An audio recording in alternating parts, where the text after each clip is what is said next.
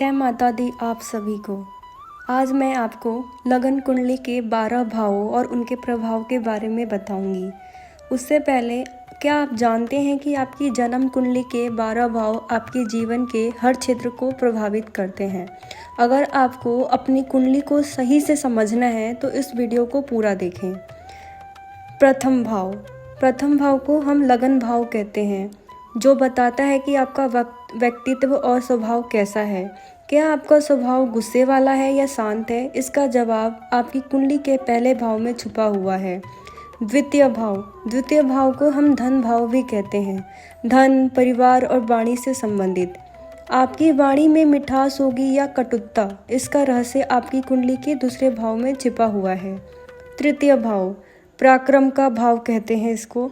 साहस, भाई बहन या मेहनत से जुड़ा हुआ है।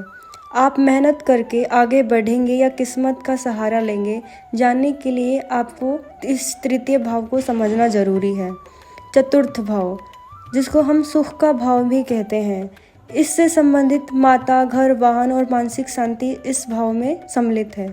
क्या आपको घर, गाड़ी या सुख मिलेगा? चौथा भाव आपको इसका उत्तर देगा। पांचवा भाव, जो कि विद्या भाव है, शिक्षा, संतान और प्रेम से संबंधित है। क्या आपका प्रेम जीवन सफल रहेगा? आपकी कुंडली का पंचम भाव आपको ये बताएगा। छठा भाव, जिसको रोग का भाव भी कहा जाता है, रोग, शत्रु और ऋण से संबंधित है।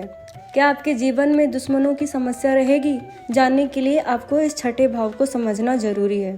सातवां भाव, जिसको हम विवाह का भाव भी कहते हैं, आपको ये बताएगा कि आपका जीवन साथी और विवाह से संबंधित कौन सी प्रकार की समस्याएं होंगी, जिसको आपको समझना होगा।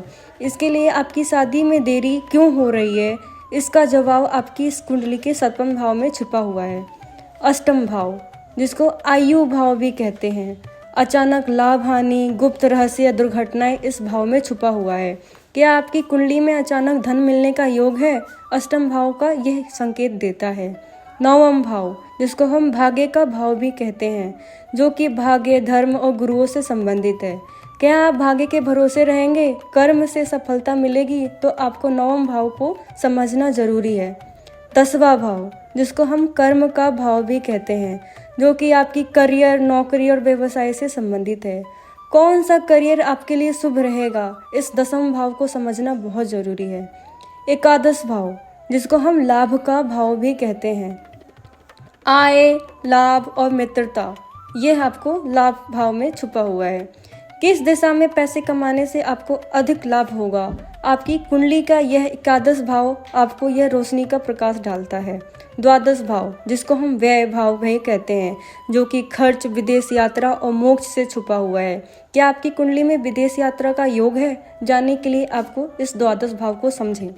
हमारी वीडियो अच्छी लगे तो लाइक करें, कमेंट करें और अंत में हमें फॉलो करना ना भूलें। जय माता दी।